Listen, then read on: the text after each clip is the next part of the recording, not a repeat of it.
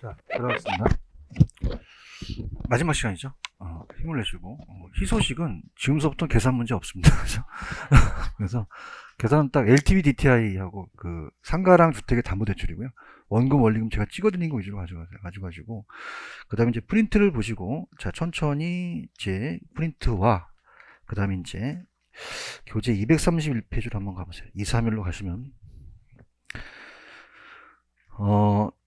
저당의 유동화 제도라는 단어가 있죠, 그죠? 요걸 이제 들어가는데, 그럼 우리가 제 프린트 위주로 한번 가보세요. 자, 가시게 되면, 이 저당 시장은 1차 저당 시장과 2차 저당 시장이 있어요. 몇 차 몇 차가 있다? 그럼 여러분 생각하실 때 몇 차 몇 차를 바꿔내겠어요? 1차와 2차를 바꿔내는 게 가장 유력하겠고요. 이 효과가 있고, 특히 이제 유동화에 대한 활성화 요건은 어떤 거냐? 그 다음에 이제 중요한 건 밑에 가시면 MBS의 종류가 4가지가 있죠. 찾았습니까? 자, 요거는 딱 야매가 있다.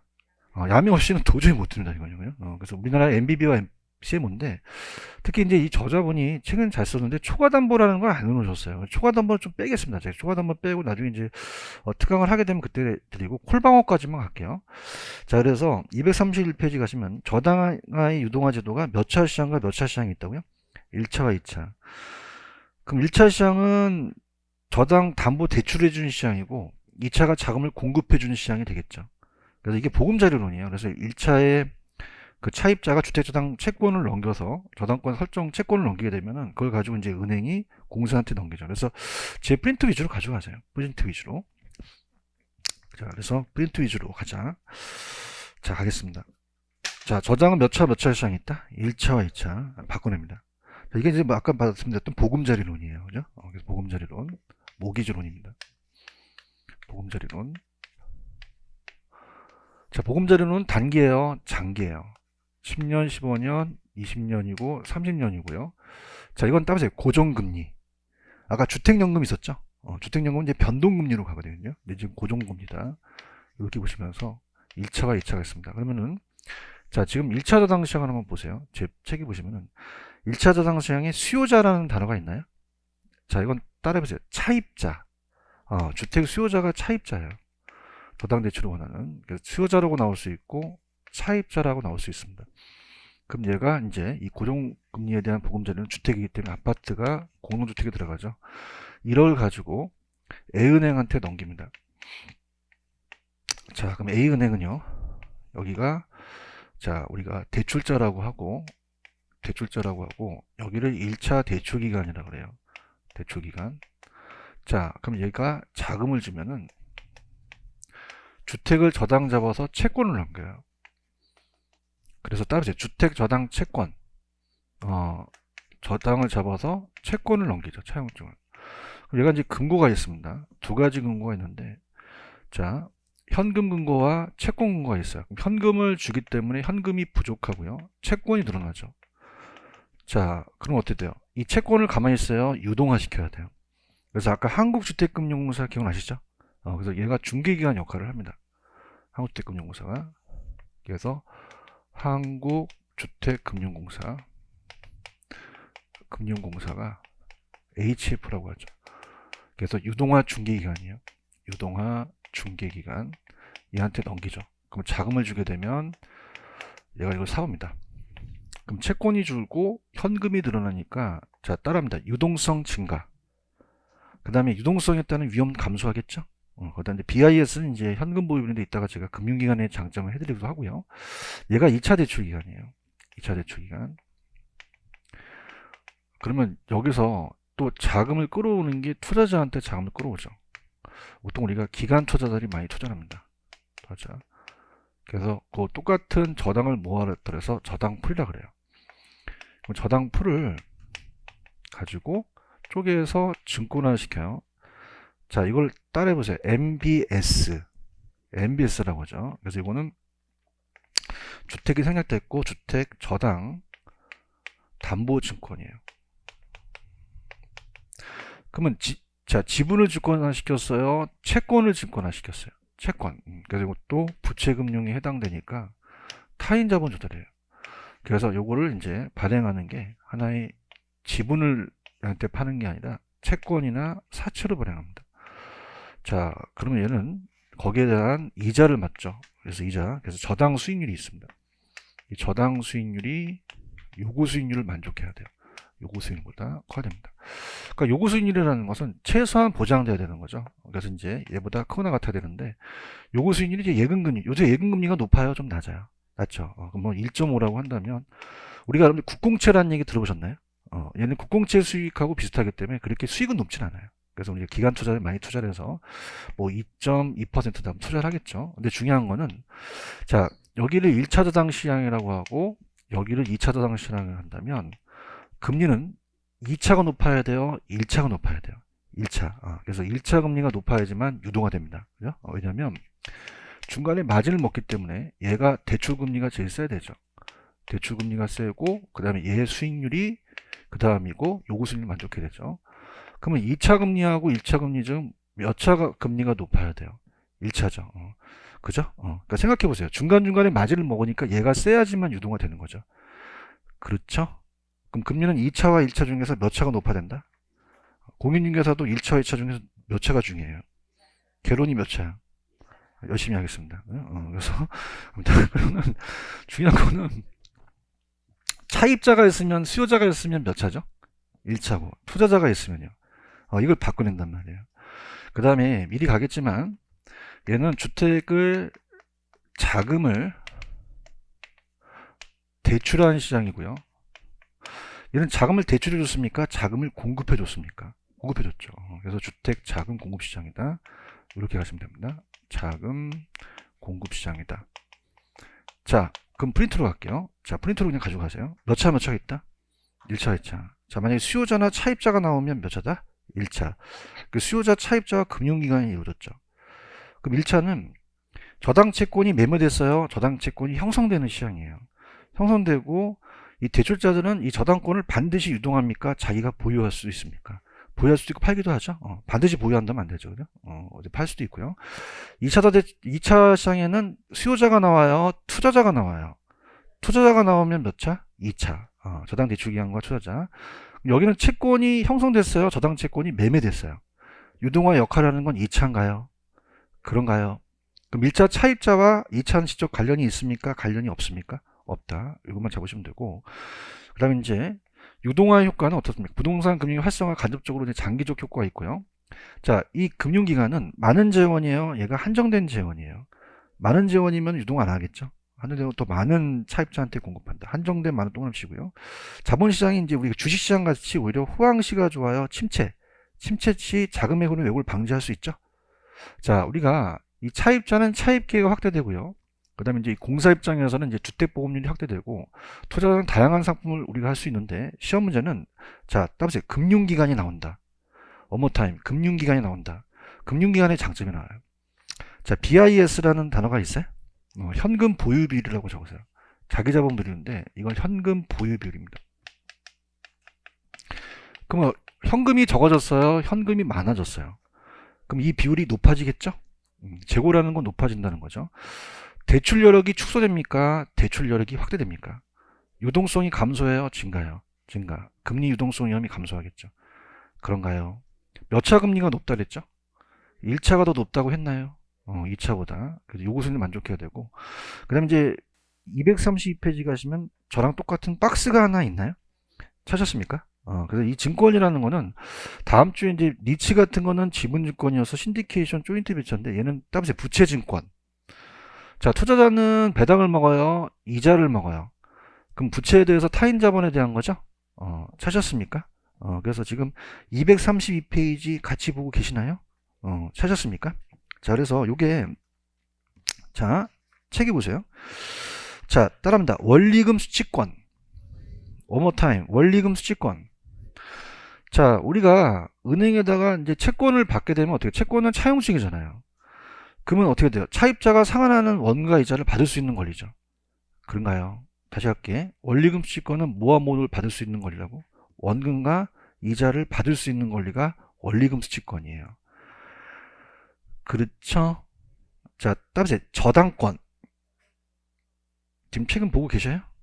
저당권은 뭐냐면 차입자가 채무불이행 하잖아요. 경매 처리한다는 얘기 들어보셨나요? 그래서 담보주택이 처분하는 권리가 저당권을 갖고 하는 거죠. 그렇죠? 그래서 자, 따라서 원리금 수취권 뭐라고요?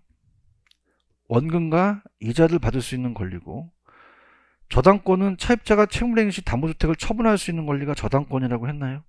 이 권리를 이제 넘기는 거예요. 그죠? 은행이. 그래서 들어보시면은 이게 이제 중요합니다. 그래서 여러분들 아까 조기상환위험 기억하십니까? 조기상환하면 시장이자가 낮아지게 되면은 조기상환해서 위험하게 되면 어떻게 됩니까? 조기상환위험에 대한 거를 이 원리금 수취권자가 져요. 원리금을 받을 수 없으니까. 그 다음에 또 하나가 아까 이자율이 또 시장이자가 상승하게 되면 이자율 위험이 생길 수도 있죠. 자, 그러면 생각해 보세요. 조기상환하면 계약이 끝나니까 원금과 이자가 들어와요? 안 들어와요? 안 들어오죠. 그렇죠? 그럼 조기상환 위험이나 이자율 위험은 어떤 사람이 져요? 원리금 수취권자가 지겠죠. 그렇죠? 아까 저당권 기억나시죠? 채무행위 시. 자, 채무행위를 했어요. 채무 불이행.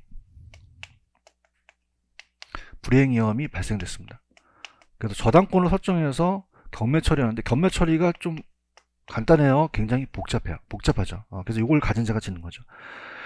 그렇죠? 그럼 얘가 이거를 그냥요 공사한테 넘겨요. 또 넘길 수 있죠?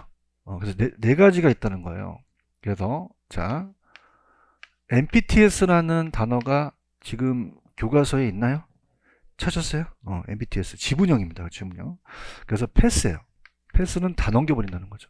지분형 MBS고, 자, 지분형이고, 그 다음에 MBB라는 거는 지분형이 아니라 채권형입니다. 채권형 MBS예요.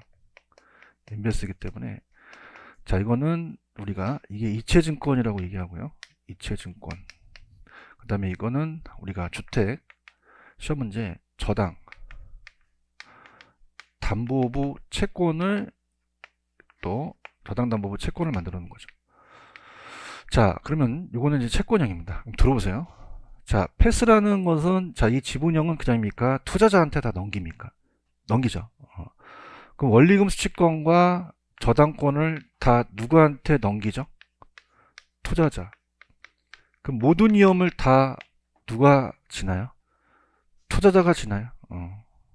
대답해. 다음 넘어가요. 이론을 해야 야매를 가거든요. 다 누가 위험하다? 투자자. 맞나요? 투자는 위험도 크고 수익도 높죠. 그래서 조기상환 위험을 얘가 져요. 조기상환 위험을. 그럼 조기상환 위험을 지기 때문에 조기상환에 대한 방어를, 자, 따라해보세요. 콜방어. 거기 콜방어라는 단어가 있나요? 이게 뭐냐면 여보세요? 콜을 하는 거야. 그죠? 그래서 주택저당증권의 매수자가, 이 투자자가 발행자가 만기 전에 대한 방어. 자, 어떻습니까? 콜이 들어오죠? 조기상환 할 테니까 조기상환 하자 그러면 그냥 방어하죠. 근데 얘가 조기상환 위험을 지기 때문에 콜방어가 가능하다, 콜방어가 불가능하다. 불가능해요. 그렇죠? 콜방어 가능, 콜방어 불가능. 불가능이죠. 그런가요?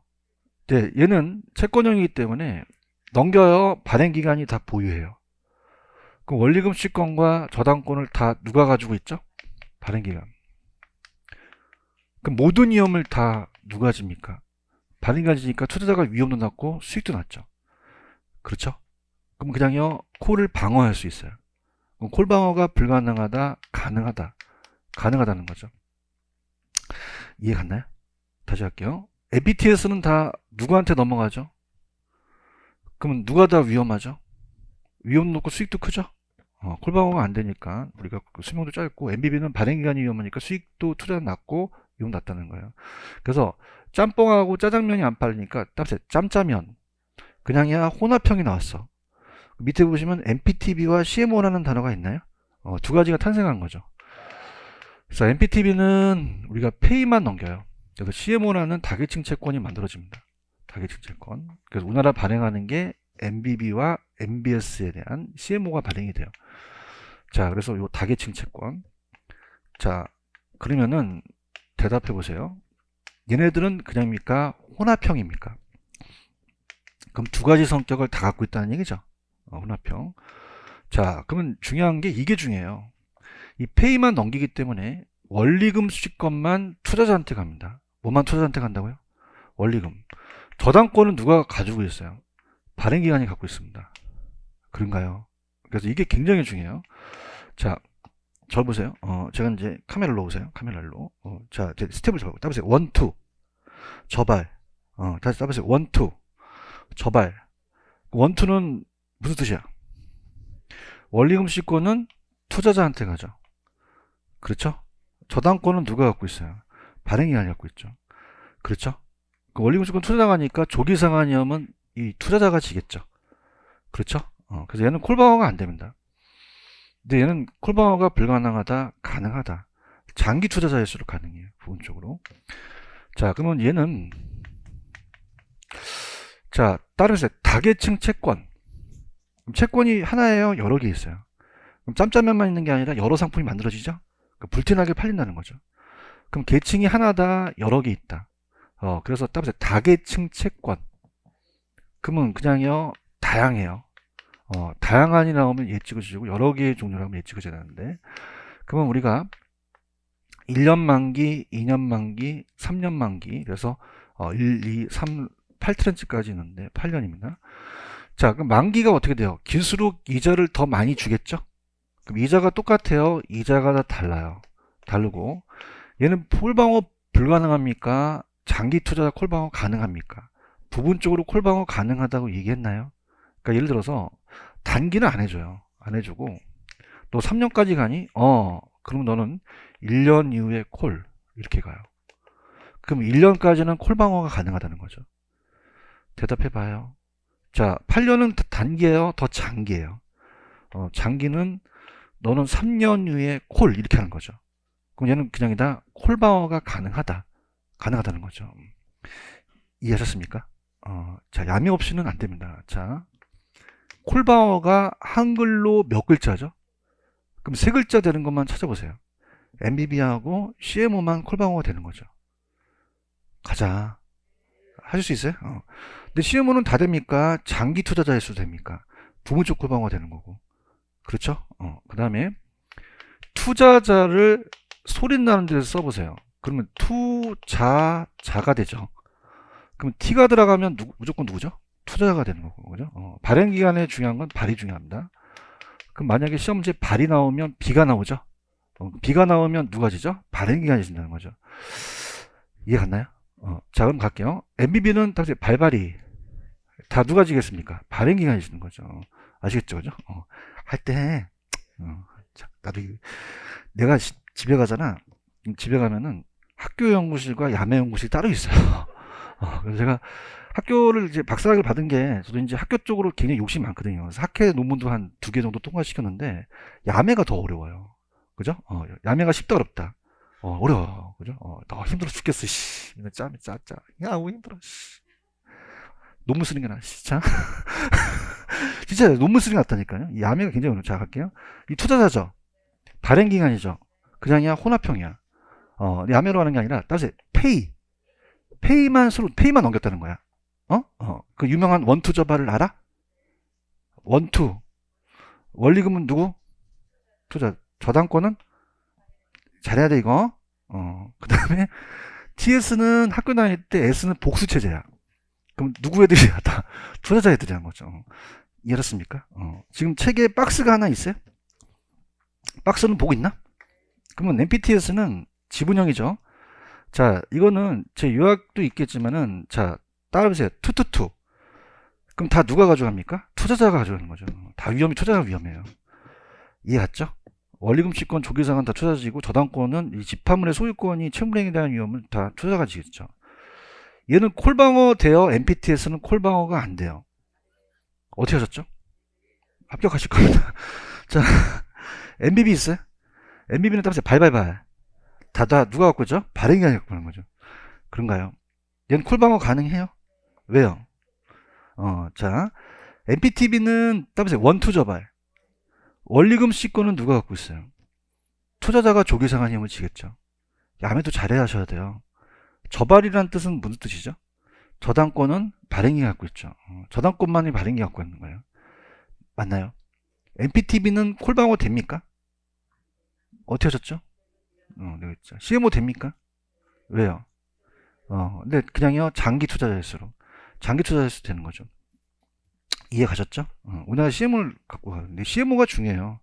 이번에 갑니다. 자, 따보세요. 다계층 채권. 그럼 어떻게 돼요? 혼합형이죠? 그래서 만기와 이자에 다양해요. 다양화 나오면 얘 무조건 찍으셔야 돼요. 여러 가지 종류. 그럼 CMO는 첫째 트렌치가 아닌 나머지 트렌치가 MBB와 같이 유사한데 장기 투자일수록 콜방어 가능하죠? 후순위일수록 선순위가 더 우리가 신용등급이 높은데 후순위일수록 또 이자도 많이 주고 콜방어 실현시켜줘요. 그럼 여러분들 올라보세요. 아까 1년 만기 이자와 2년 만기 중에서는 1년 만기 이자가 쓰겠어요? 3년 만기 이자가 쓰겠어요? 뭐 돈을 맡겨봤어야 알죠, 그죠? 그럼 기간이 길수록 또 이자를 많이 줘요. 돈도 좀 은행에 맡겨놓고 그러세요? 어떤 학원 갔더니 이러는 얘기를 하는 거야. LTV, DTI 할 때 담보대출을 받아보셨더니 안 받아봤어요. 그러는 거야. 그럼 예치는 시켜보셨어요? 안 했어요. 그러는 거야. 도대체 하는 게 뭐야? 그러면 시간이 갈수록 이자를 더 주죠. 그럼 마지막 트렌치일수록 더 높은 이자를 지급받습니다. 이해하셨습니까? 그 다음에 선순위가 더 신용등급이 높다고 얘기했죠. 그래서 우리나라는 다시 선순위로 발행해요. 후순위보다. 신용등급이 낮은 채권에 더 높은 이자를 더 지급하겠죠. 이해하셨죠? 그럼 자, 야매가 먹힌 점 가볼게요. 넘깁니다. 자, 들어갈게요. 들어가시면은 페이지 256입니다. 256.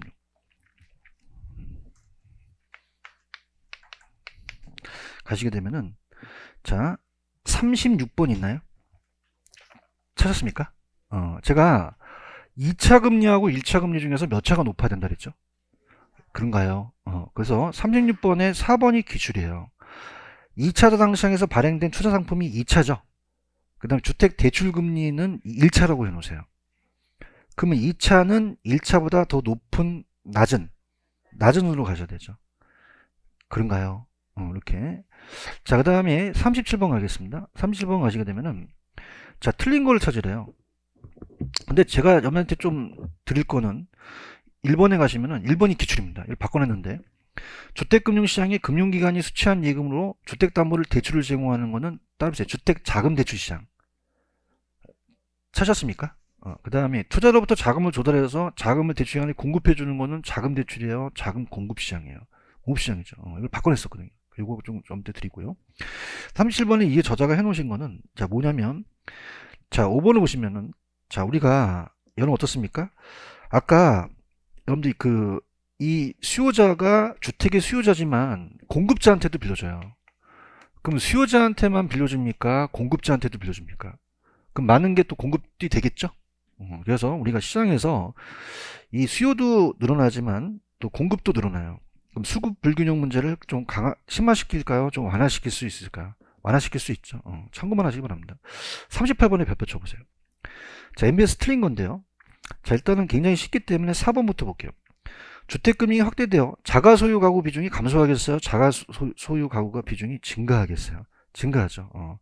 아니, 많은 대출해주면 늘어나잖아. 그래요? 기출이기 때문에 다 볼게요. 주택금융이 확대됨에 따라 대출기관의 자금이 풍부해져 궁극적으로 주택자금 대출이 확대되겠고요. 주택금융이 대출이자가 하락과 자 봐봐. 자 요건 따보세요. 보금자리론. 자 그래서 우리가 대출이자 또 하락의 다양한 또 상품적에 따라 주택구입 시 융자받을 수 있는 금액이 또 증가되겠고 주택금융이 활성화되면 주택건설이 촉진돼서 아까 건설도 촉진한다 그랬죠? 주거안전에 기여하고요. 자 요거 중요합니다. 5번의 별표. 유동성이 감소해요. 유동성이 증대돼요. 이거는 현금이 많이 들어오기 때문에 유동성이 높아진다는 얘기예요. 그런가요? 소비자의 담보대출 접근성이 또 개선이 될 수 있고요. 자, 39번은 답만 볼게요. 자, 39번에 보시면은 MBS에 대한 틀린 거. 자, 들어갑니다. 주택저당 대출의 만기보다 긴 만기를 가진 MBS를 발행할 수도 없다. 발행할 수도 있다. 있죠. 만기 구조가 다를 수도 있죠. 대답 좀 해봐. 아까 CMO라는 게 만기 구조가 달랐잖아요. 그런가요? 근데 저는 요거 추천할게요. 4번에 보세요. 자, 따라해보세요. ABS. 자, ABS는 다음 주에 하겠지만은 이건 자산을 담보로 갑니다. 자산담보보증권. 자산담보보증권이에요. 그럼 여기에 MBS가 있다는 거죠. 자, 따라해보세요. ABS가 MBS보다 넓은 개념이다. 그럼 이 안에 이게 있다는 얘기예요. 이거 이해 가시겠습니까? 그럼 어떻게 됩니까? 이 지문 중요합니다. 그래서 우리가 MBS는 ABS의 일종이라는 단어가 있나요? 그 안에 얘가 또 들어있다는 거죠. 제가 하라는 건 하세요. 이렇게 보시고 넘기세요. 야, 또 나왔다. 아까 제가 프린트에 한국주택금융공사 업무라는 얘기 했었죠. 자, 주택도시기금 관리 운영 합니까? 안 합니까? 안 하죠. 5번이 정답이잖아. 아니, 프로 오셨잖아, 이거. 아까 나왔던 거잖아. 국장이 하지? 운영관리하고 도시보증공사한테 맡기잖아. 또 나왔잖아, 그지? 5번이 정답이에요. 그 다음 41번 틀린 거 갑니다. 4번을 가시면은 CMO는 신용등급이 높은 채권일수록, 자, 어떻습니까? 아까 신용등급이 높아요. 자, 이렇게 보세요. 반대로 생각하세요. 아까 일로 와보세요. 처음으로 주는 게 후순위예요, 선순위예요? 나중에 받는 게 후순위죠. 한번 가자. 그러면 시간이 갈수록 더 이자는 높아지겠죠. 선순위가 좀 낮죠. 이해하셔야 되는데. 그럼 그거예요. 그러면 선순위, 자, 그럼 선순위 등급이 높은 채권일수록 지표되는 평면금리는 어떻게 한다? 낮아지겠죠. 후순위로 갈수록 이자가 높아지겠죠. 그렇죠? 이렇게 보시면 되고요. 그 다음에 42번은 다 볼게요. 별표. 이건 아주 중요합니다. 틀린 거. 답이 되게 쉬워요. 아까 여러분들 이거 MBB 기억하세요? 따라서 발발이 다 누가 집니까? 발행기간이시죠. 투자자가 아니라 발행기간으로 고치셔야 되죠. 최초의 주택저당 채권 집합물에 대한 소유권이 저당권이거든요. 그런가요? 자, MPTS는 어떻죠? MPTS는 지분형이죠. 증권의 수익은 기초자산의 그 주택저당 채권 집합물의 이제 현금 흐름, 원리금에서 의존되고요. 자, 3번 있어요, 3번. 찾았습니까? 요 3번을 그대로 감정평가시면 뺏겼어요. 자, CMO는 어떤 게 중요하냐면, 답이 다양한이라는 단어가 있나? 다양한 트렌치 나오면 이건 무조건 뭐야? 이거를 44번이 뺏겼어요. 44번 가볼게요. 지금 43번 보고 있나? 그걸 그대로 옮겨놓은 거예요, 이 자식들이. 지금 여기에 다양한 트렌치라는 단어가 있어요? 이건 뭐죠? CMO죠, CMO. 아니, 42번에 3번과 44번이 똑같았나? 그러니까 기출문제를 그대로 갖다 뺏겨낸 거예요. CMO만 집어넣은 거죠. 아시겠죠, 그죠? 다음에 다양한 트렌치 나오면 이건 뭐야? CMO. 4번, MPTB는 페이죠, 페이. 자, 이거는 그냥요, 요 두 가지를 혼합했어요.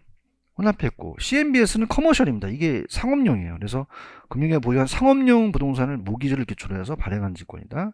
그렇게 가지고 가시면 되고요. 그 다음에 오른쪽 가시면은 43번에 틀린 거 가볼게요. 자, 5번에다 별표 쳐보세요. 이거 잘 하셔야 됩니다. 이거. 봐봐봐. 날 봐봐. 잘해야 돼. 준비됐어요? 자, 따보세요. 원투 저발. 그럼 CMO도 원리금 시권은 누가 갖고 있죠? 투자자. 아니, 본인이 이렇게 생각하지 마시고 절 칠판을 보세요. 원리금을 누가 갖고 하죠? 그럼 조기상환이험도 누가 지겠어요? 투자자가 지겠죠. 지금 나 43번에 5번 하고 있는데 찾았습니까? 그러면 조기상환이험을 증권 발행자가 집니까? 투자자가 집니까? 증권에 대한 투자가 지겠죠. 이거 기출입니다. 기출이라는 거세요. 아니, 그러니까 원투만 계속 암기하면 안 되는 거야. 얘도 원리금 시권은 누구한테 가고 조기상환이험은 누가 지고 투자가 지는 거죠. 나만 흥분하고 미치겠어, 그죠? 아시겠죠? 콜방어만 가능한 거예요. 아시겠습니까? 별표 쳐놓으세요, 이거.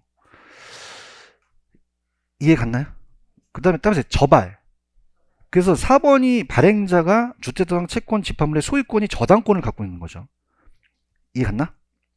아니, 그 4번 있잖아, 자기네들. 밑줄 쳐봐. 주택저당 채권 집합물의 소유권이라는 게 있어? 이걸 줄여서 저당권이라는 거야. 아시겠지? 그럼 내가 동그라미만 치는데 현관 배치래. 그 저당 있어, 저당? 그 다음에 소유권의 권 있지? 연결시켜. 저당권이라는 뜻이에요. 이걸 길게 묶어놔서 이렇게 되는 거죠. 아시겠습니까? 그럼 이 저자는 뭘 냈냐면 원투 저발을 낸 거죠. 그 원리금 시권은 누가 지니까? 조기상환이험은 투자가 지는 것이고 저당권은 누가 갖고 있다? 발행기관이 갖고 있다는 거죠. 그런가요? 그 다음에 45번은 다 볼게. 기출이니까. 자, CMO는 트렌치별로 이자 만기가 다르죠? MBB는 발발이죠? 자, 채권형입니다. 이게 초과담보를 제공한다는 게 나왔었거든요. 그래서 발행이 위험하니까 나중에 초과담보는 나중에 제가 후술할 거고요. 자, MPTS는 다 투자자죠. 조기상환 위험은 다 누구한테 부담합니까? 투자자. 자, 아까 제가 조기상환 기억나세요? 조기상환은 금리 상승 시 하락 시 조기상환 한다 했죠. 이자율이. 그래서 그렇게 붙여주시고 5번에 2차가 1차에 자금을 공급하는 역할을 하는 게 맞죠. 그런가요? 넘겨보세요. 자, 그 다음에 46번으로 한번 가볼게요. 자, 46번에 기출이니까 다 보는데 일단 3번 있어요. 3번. 자, 아까 봐봐봐. 제가 아까 주택연금이라는 거 기억나시나요? 그러면 한국대금융공사가 저당권을 설정했죠. 얘기해봐요. 그럼 소유권을 넘긴 건 아니잖아요. 맞나요? 그래서 은행한테 보증서 주면 은행이 연금을 계속 주죠? 그죠? 연금을 주게 되면 나중에 우리가 연금을 다 타먹으면 나중에 종신할 때 그걸 물건을 갖고 오는 거죠. 이해 갔나요? 그러면 우리가 소유권이 넘어가는 시점은 어떨까요? 연금 개시 시점이에요? 연금 지급이 종료되는 시점이에요? 종료되는 시점에 종신과 함께 넘어가겠죠. 오케이? 개시 시점을 고쳐주세요. 그 다음에 자 1번에 따라서 리츠 조인트 벤처라는 게 있죠. 영어가 그게 리츠예요. 한글로 리츠. 그 조인트 벤처 다음 시간 하지만 따라서 지분금융 다음 시간 할 겁니다. 지분금융이고 자 그 다음에 원리금 상환의 상환 초기보다 후기로 갈수록 매기 상환의 원금이 원금 상환이 커지죠. 야, 아까 했을 때 바로 왔어야 되는데, 그죠? 이렇게 너무 시간이 많이 지났어요, 그죠? 그리고 4번에 MBB 있어요, MBB? 발발이죠? 그러면 이제 주택저당 대출 차입자의 채무행위 발생하더라도 MBB에 대한 원리금을 발행자가 투자자한테 지급해야 되겠죠. 그죠? 자, CMO 나왔어요, CMO. CMO는 다층 저당 증권으로서 여러 개를 갖고 있어서 우리가 저당 풀에서 상환 우선순위 만기가 다르겠죠. 다양한이라는 글씨가 들어갔죠? CMO다. 이렇게 잡으시고 47번은 답만 볼게요. 47번에 2번에 MBB 있나요? MBB는 다 누가 그걸 가지고 있죠? 그러면 투자자가 나오면 안 되는 거죠. 모기지 풀에 발생한 현금과 관련된 위험을 다 누가 갖고 있다? 발행기관이 갖고 있다는 거죠. 할 수 있겠습니까? 48하고 49를 묶어보세요. 묶으시고 자 갑니다. 이렇게 해볼게요. 자 이게 이제 제가 감정평가 강의를 하는데 소비금융과 개발금융은 출제가 안 됐었는데 처음 출제가 됐거든요. 자 들어보세요. 자 요걸 한번 적고 그 다음에 강의를 한번 해보겠습니다. 들어볼게요. 자 들어보세요. 자 부동산 금융이라는 거는 자 금융은 따라서 자금의 융통. 부동산을 융통한다는 거는 신용대출이에요, 담보대출이에요? 담보대출이죠. 근데 토지보다는 주택금융의 지종을 이루죠. 이 주택금융은 두 가지로 나눠요. 주택소비금융하고 주택개발금융 나눕니다. 아마 예전에 제가 필기를 했을 거예요. 개발금융은 되게 쉬워요. 소비금융은 개발업자한테 빌려줍니까? 소비자한테 빌려줍니까? 그럼 수요자 금융이 되겠고요. 자 이거는 개발업자한테 빌려주니까 공급자 금융이 돼요. 그래서 주택소비금융은 보금자리론이에요. 아까 보금자리론 기억하시죠? 그래서 무주택 서민을 대상으로 합니다. 무주택 서민. 자 이거는 자 따라합니다. 저당대부. 자 원모타임 저당대부. 은행에서 저당권 설정하죠? 그래서 그걸 가지고 담보대출을 해주는 거죠. 저당대부. 그래서 우리가 아까 저 보금자리론처럼 장기 대출이에요. 자, 보금자리론 생각하시면 됩니다. 자, 그럼 아까 보금자리론에서 자, 얘가 자, 따보세요. 보금자리론 단기예요, 장기예요? 10년 이상이죠, 그죠?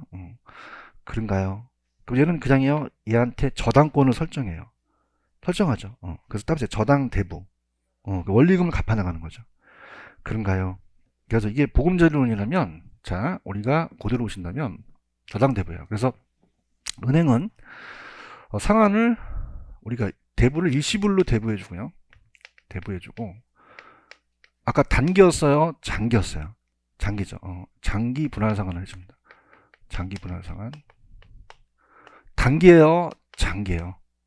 절이죠. 근데 이 개발금융은 주택건설업자한테 빌려줘요. 주택건설업자. 그래서 자 이건 따라합니다. 건축대부. 다시 한번 건축대부. 이건 저당을 잡은 게 아니라 건축의 진척도에 따라 빌려주겠다는 거예요. 그럼 토지를 갖고 있으면은, 자, 감리회사가 나와 있습니다. 감리회사가 이제 감리를 받겠죠. 감리를 받아서 1층 짓고, 도장 찍고 2층. 자, 그럼 이건 일시불 대분기입니까? 단계적 대분입니까? 단계적 대부가 되겠죠. 그런가요? 장기 분할 상환이에요. 이건 일시불 상환이에요. 일시불 상환이 되겠죠. 그럼 얘보다 장기겠어요? 얘보다는 좀 단기겠어요? 단기죠. 절입니까? 얘는 골입니까? 골이죠. 그럼 자 할게요. 48번 갑니다. 48번에 가시면은 주택금융에 의해 진행하는 설명이 좀 틀린 것은 답만 보세요. 답만. 자, 1번입니다. 자, 정부의 임차인에게 임대 보조금을 지급하는 거는 임차인이니까 주택 소비금융은 맞죠? 대답 좀 해보세요. 자, 아까 요거 저당대출 기억하세요? 자, 이건 개발금융입니까? 소비금융입니까? 소비금융이 들어가죠. 그런가요? 그 다음 이제 주택 소비금융은 주택 소유라는 게 무주택 서민들이거든요. 이 사람들한테 지원해서 수요로 또 전환시키는 역할을 하고요. 그 다음에 다른 것들은 그냥 참고하시고 49문에다 배워쳐 보세요. 아, 이게 감정평가 시험인데. 처음으로 이제 소비금융과 개발금융을 좀 비교해서 냈어요. 이게 중요하다고 보는데. 자, 기업번 갑니다. 주택금융은 주택 수요자한테 자금을 융자해줌으로써 주택 구매력을 높인다는 건 맞나요? 대답 좀 해보세요. 자, 아까 소비금융 잘 보세요. 자, 소비금융은, 자, 요건 신용대출이에요. 저당을 잡았어요. 그럼 신용을 담보로 간 게 아니죠. 그래서 소비금융은 주택 구입하는 사람이 신용을 담보로 갑니까? 주택을 담보로 갑니까? 주택이죠. 대답 좀 해주세요.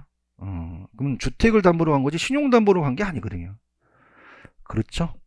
자금을 제공하는 형태이고요. 그 다음 여러분들 디귿에 가시면 서민들의 주택이 실수요자한테 빌려주는 거는 개발금융이에요? 소비금융이에요?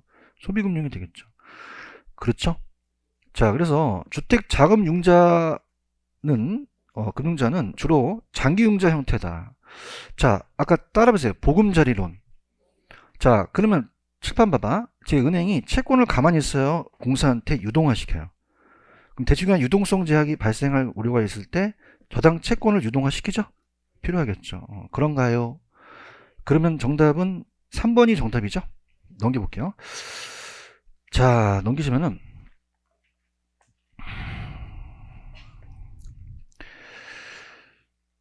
자, 50번 문제로 가겠습니다. 50번 문제는 부동산 금융에 관한 설명으로 틀린 것은, 자, 부동산 금융은 부동산을 운영 대상으로 해서 자본을 조달하는 일련의 과정이다. 자, 따라서 자금의 융통.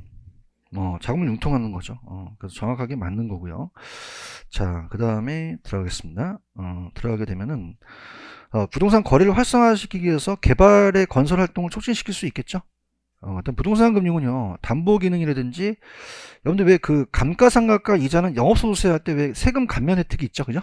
이런 혜택이 있고요. 자, 소비금융은 주택에 대한 공급을 늘리는 겁니까? 수요를 증대시키는 겁니까?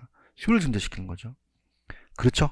근데 전세제도나 주택 건설업자의 선분양을 통한 자금 조달은, 자, 이건 공식이에요? 이건 비공식이에요? 비공식이죠. 금융기관이나 공공기관을 통하지 않았잖아요. 그죠? 그럼 따라해보세요. 제도권. 제도권이 아니라는 얘기예요. 여러분들 왜 은행에서 돈을 빌리잖아요. 그러면 우리가 예치금액의 5천만 원까지 보상해 주는 거 아시겠습니까? 예금자 보호법이 있잖아요. 그럼 이건 은행을 거친 게 아니까 제도다, 좀 비제도다. 공식이다, 비공식이다? 비공식이라고 할 수 있다는 거죠. 이해하셨죠? 그죠? 이렇게 정리하시면 됩니다. 되셨나요? 되셨고, 딱 하나만 이제, 자, PF입니다. PF. 그래서 제 프린트로 한번 가보세요. 프린트로 가시면은, 자, 제 프린트에 넘기시면은, 어디다가 이쁘게 해놨냐면, 테마 4를 가보세요. 테마 4.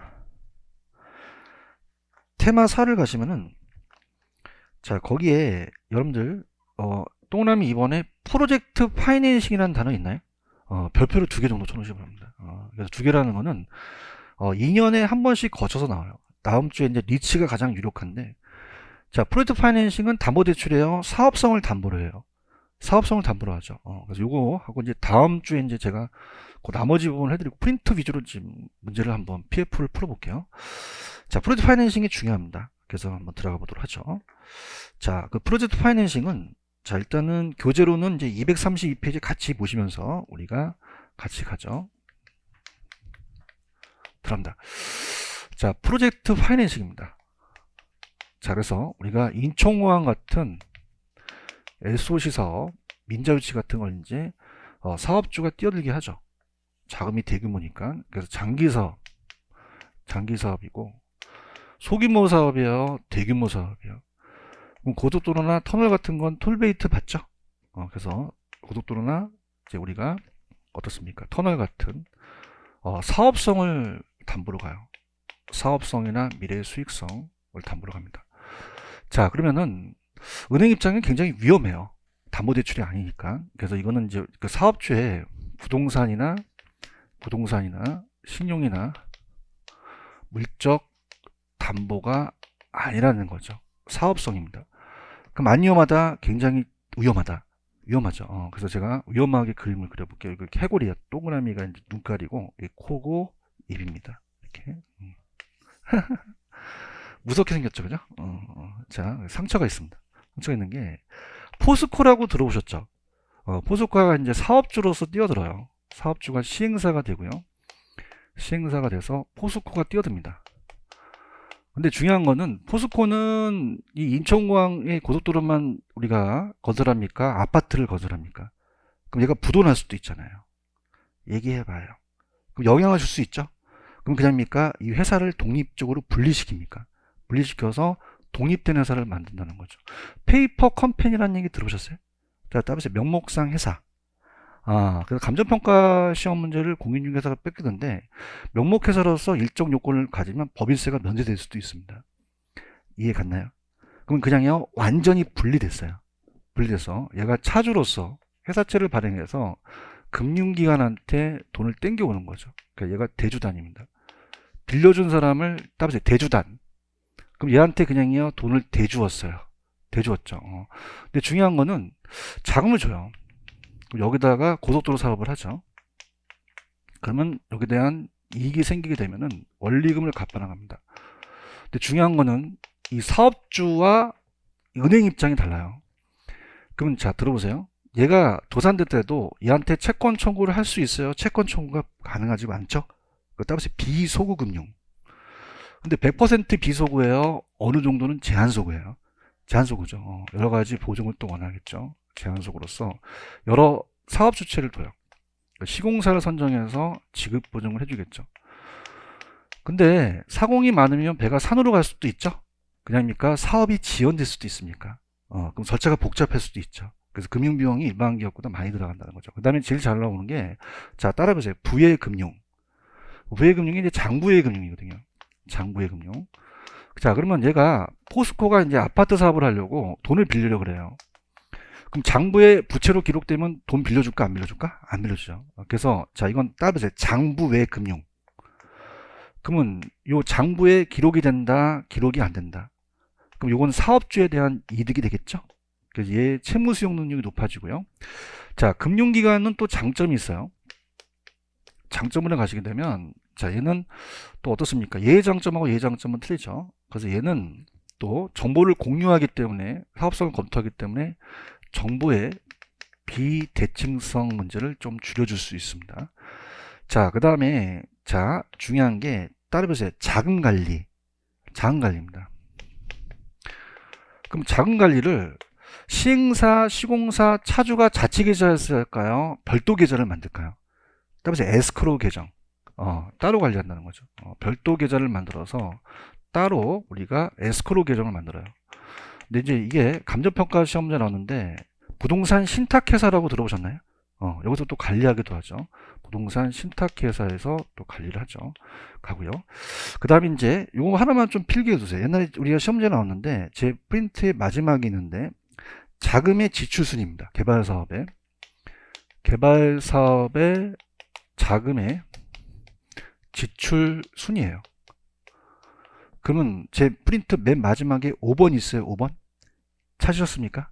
그래서 우리가 첫 번째는 원리금을 내야 되고요. 자, 두 번째는 시공사의 공사비입니다. 공사비가 대출로 지기 때문에 시공사의 공사비가 먼저 지급돼야 되고, 세 번째는 시행사, 사업자의, 우리가 시행사의 개발이익이 나중에 가야 돼요. 나중에.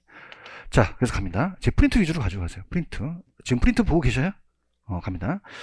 자, 그래서 아주 깔끔하게 5가지를 나타냈습니다. 그죠? 갈게요. 자, 대답해 보세요. 물적 담보 신용도입니까? 사업성을 담보를 합니까? 사업성을 하는 거죠. 지금 프린트 좀 보세요. 요약을 해서 짠 거예요. 한약처럼. 자, 소급입니까? 비소급입니까? 100% 비소급이에요? 제한소급이에요? 부해금융이라는 거 기억나시죠? 부해금융은 금융기관의 장점이에요? 사업주의 장점이에요?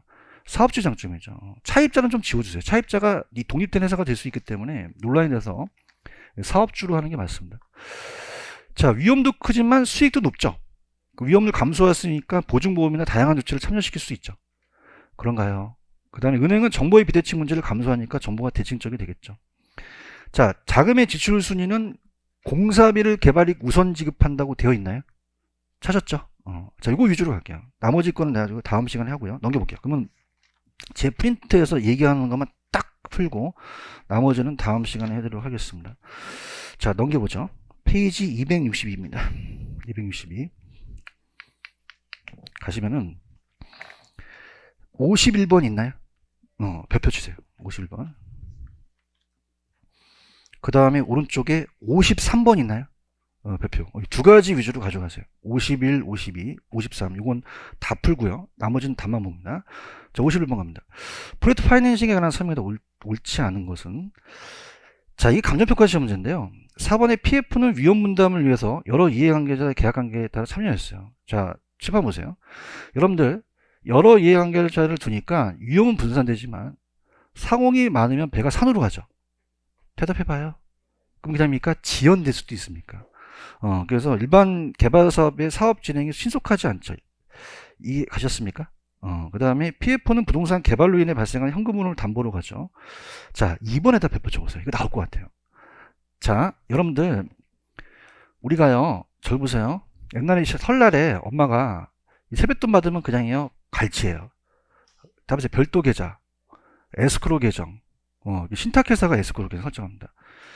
지금 제가 중요하다는 건, 2번 중요하다는 건 하셔야 돼요. 아직까지 안 나왔어요. 그럼 일반적으로 PF의 자금 관리는 신탁회사라고 되어 있나요? 얘가 에스크로 계정을 관리해서 사업비에 공정하고 투명한 자금 집행을 담당하죠. 그런가요? 자, PF는 위험하기 때문에 일반적으로 PF의 차익금리는 기업대출금리보다 낮겠어요? 높겠어요? 높고. 자, 5번.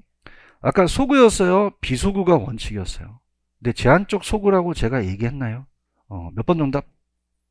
4번. 자, 52번은 답만 볼게요. 옳지 않은 거. 자, 이것도 이제 기출인데, 자, 만약에 해당 프로젝트 부실이 되더라도, 자, 부실되면 대출 기간이 위험하잖아요. 그럼 채권 회수에 영향이 없겠어요? 영향을 주겠어요? 주죠. 대답해 주세요. 53번 별표. 자, 틀린 거 갑니다. 2번 갈게요. 아까 제가 자금 지출 우선순위 기억하십니까? 그러면 시행사의 개발이익이 먼저예요? 공사비가 먼저예요? 개발이익은 나중에 가는 거죠. 이해 가셨죠? 다른 게 중요합니다. 부동산 개발 사업, 이건 시공사에 요구할 수 있는 건데요. 은행이. 개발 사업이 현금을 통제하기 위해서 에스크로 계정을 운영하고요. 시행사와 시공사의 부도 등과 같은 사유가 발생할 때 사업권이나 시공권을 포기하겠다는 각서를 받기도 해요. 이런 게 요구되겠죠. 대출을 올리고 회수가 원활하기 위해서는. 시공사의 책임 준공 의무를 지우는 동시에 PF 대출의 채무를 인수하거나 이에 대한 보증을 제공한다고 되어 있나? 나 5번 찍어. 5번 별표 쳐보세요. 저번 시간에 담보신탁이라는 거 아시죠? 그래서 그 사업지의 부동산 신탁회사가 어떤 신탁을 하죠? 담보신탁. 찾았습니까? 자, 그러면 수익증권의 증서에다가 그냥요, 질권을 설정할 수 있어요. 설정하죠? 이렇게 우리가 장치를 할 수 있다. 정답은 2번이 정답인가요? 넘겨보세요. 자, 54번은 그냥 답만 체크하세요. 다음 주에 하겠지만은 1번. 자, 따라해봐. 부동산 개발 신탁. 다시 one more time. 부동산 개발 신탁. 나중에 토지 개발 신탁이라는 걸 다음 주에 배우시거든요. 근데 이거는, 자, 자금은, 자, 따라해보세요. 신탁회사가 한다. 신탁회사가 자금을 관리하죠? 그래서 신탁회사가 우리가 수탁자가 한다. 이렇게 가지고 가세요. 그렇게 해놓으세요. 해놓으셔서 다음 주에 이제 신탁회사라는 걸 이제 말씀을 드리겠고요. 그 다음에 55번 갑니다. 틀린 거. 2번입니다. 자, 프로젝트 금융은요, 사업주 입장에서는 아까 금리가 높다 그랬죠. 그래서 일반 기업 대출보다 낮은 대출 금리입니까? 좀 높은 대출 금리입니까? 높은 대출 금리를 원하겠죠. 이해 가시겠죠? 여기까지. 그 다음에 56번은 제가 다음 주에 풀어드리도록 할게요. 이해 가셨죠? 그러면 자, 제 프린트로 다시 한번 가겠습니다. 프로젝트 파이낸싱 가져가셔야 됩니다, 여러분들. 자, 들어가 볼게요. 나올 수 있는 것만 제가 얘기할게요. 자, 프로젝트 파이낸싱 프린트 보고 있나요? 물적 담보 신용도예요? 사업성을 담보로 가요? 자, 소구예요? 비소구예요? 제한소구고, 부의금융이라는 단어는 누구에 대한 장점이죠? 사업주죠. 재무상태표에 기록이 안 되고 금융기관의 장점이 아니겠죠? 대답 좀 해보세요. 위험이 클수록 수익도 크죠? 그래서 일반 대출보다 금리가 높고요. 위험을 감소하기 위해서 보증보험이나 다양한 주체를 참여시키는데 아까 사업이 신속합니까? 신속하지 못합니까? 못하고 정보의 비대칭성 문제를 좀 감소할 수 있고요. 아까 개발사업의 자금 지출 순위 기억하십니까? 자, 공사비가 개발이익에 우선 지출돼야 되겠죠? 그 다음에 아까 자금 관리는 이 시공사, 시행사, 차주가 직접 합니까? 에스크로에서 합니까? 아까 위탁 계정이라는 거 있었죠? 여기까지 정리하시면 돼요. 오늘 여기까지만 할게요. 여러분 수고하셨습니다. 감사합니다.